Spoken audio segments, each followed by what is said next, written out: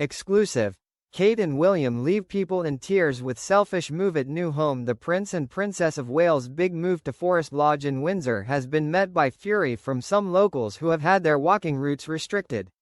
But one dog walker says the impact is far more devastating than many realize. A Windsor local has branded Prince William and Princess Kate selfish for moving to Forest Lodge, arguing that the true cost to the public is way more devastating and far-reaching than people realize. After several nightmare years of 2 cancer diagnoses, the late Queen's death and family scandals, William and Kate made a fresh start last month by moving into their forever home of Forest Lodge, a £16 million mansion nestled in the sprawling grounds of Great Windsor Park. It follows William's promise to protect his family's privacy following the death of his mother, Princess Diana. "If you let that creep in, the damage it can do to your family life is something that I vowed would never happen to my family," he said. But the big move has already been tainted with uproar from upset locals who, in September, say they suddenly woke up to the distressing news that they could no longer access vast swaths of oak-studded open fields. They say that around 150 acres of previously publicly accessible land has been closed off to accommodate the Waleses and their 3 children, with their safety and security being the highest concern. Before the announcement, dog walkers noticed miles of fencing cropping up, no public entry signs being erected and a major police presence, with CCTV cameras, dugout trenches and new hedging vastly changing the feel of the beloved park. The royal couple has also imposed a 2.3-mile personal exclusion area around Forest Lodge, and it's understood that anyone who is caught trespassing in the Serious Organized Crime and Police Act exclusion area will be arrested. For Tina, who owns a home on the opposite side of Forest Lodge, it's a huge blow. She warns that while the exclusion zone has been largely portrayed as only being the small 2-mile radius, the reality is that thousands of acres have been lost to the public, and sadly, the magic of the park she has been walking in for 15 years is gradually being snuffed out. Anyone can buy a pass to the Windsor Great Park car parks and walk in the public areas. So, by closing Cranbourne Gate Car Park and an area of land behind the Forest Lodge about 3 times the size of St. James Park, thousands of people from miles around have been affected, she tells the Mirror. Tina, who cherished the ability to let her energetic golden cocker retriever off the lead in beautiful open fields, is furious. More than half of Windsor Great Park is private. The public areas for walking are extremely precious.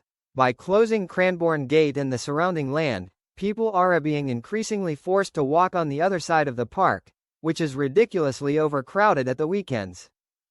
At Cranbourne, there's hundreds of acres of open fields studded with oak trees, so I could train my dog very easily, whereas the side of the park where I live, it's all forest.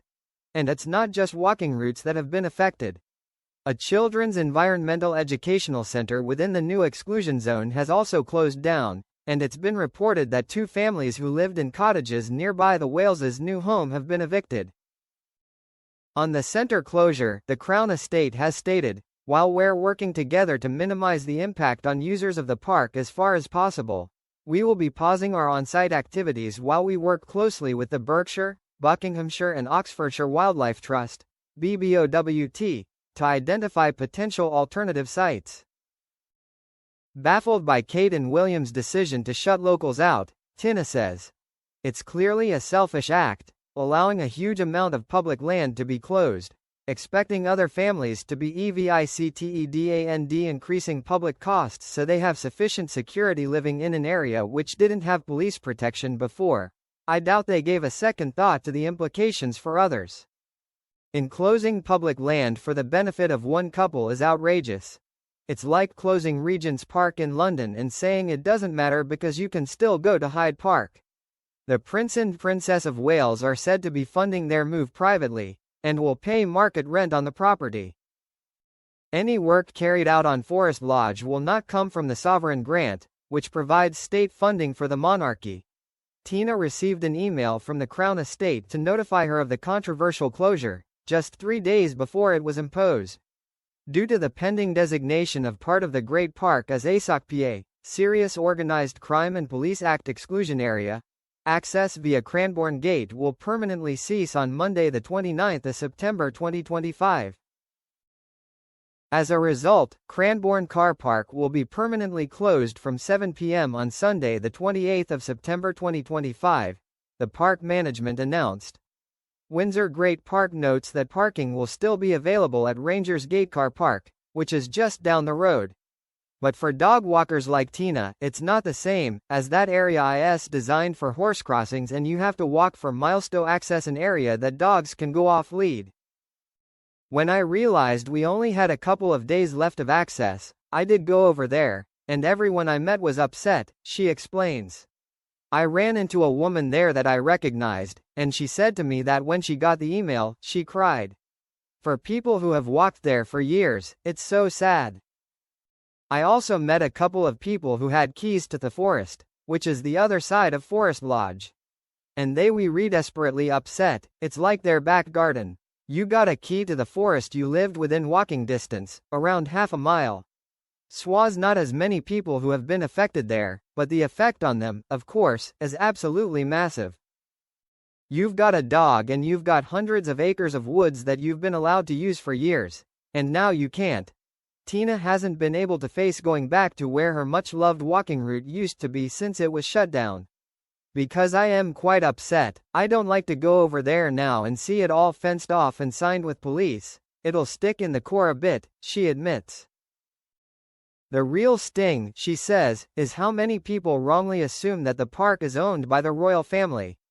The Park and Forest Lodge is instead owned by the Crown Estate, a public body whose revenues go to the Treasury. This means, as Tina points out, that they're supposed to manage the land in the national interest.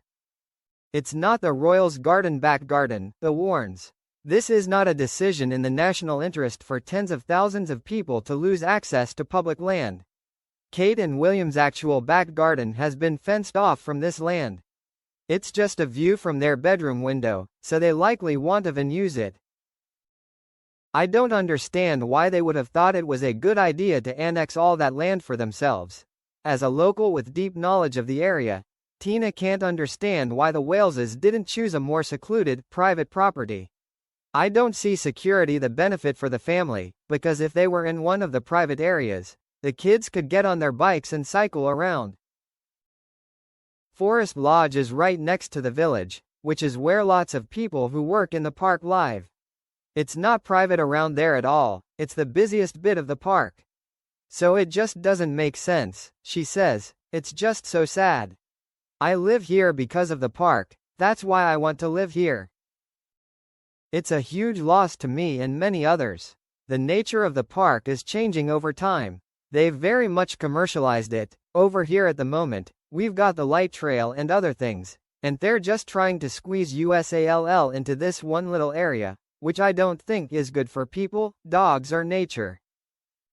Minutes before heading out with her dog to try and find a new place to walk, Tina told us, I want Kate and William to open up their eyes and realize the consequences of this move, and I hope that when William becomes king and has multiple properties at his disposal, he vacates the house and allows the public to get their land back.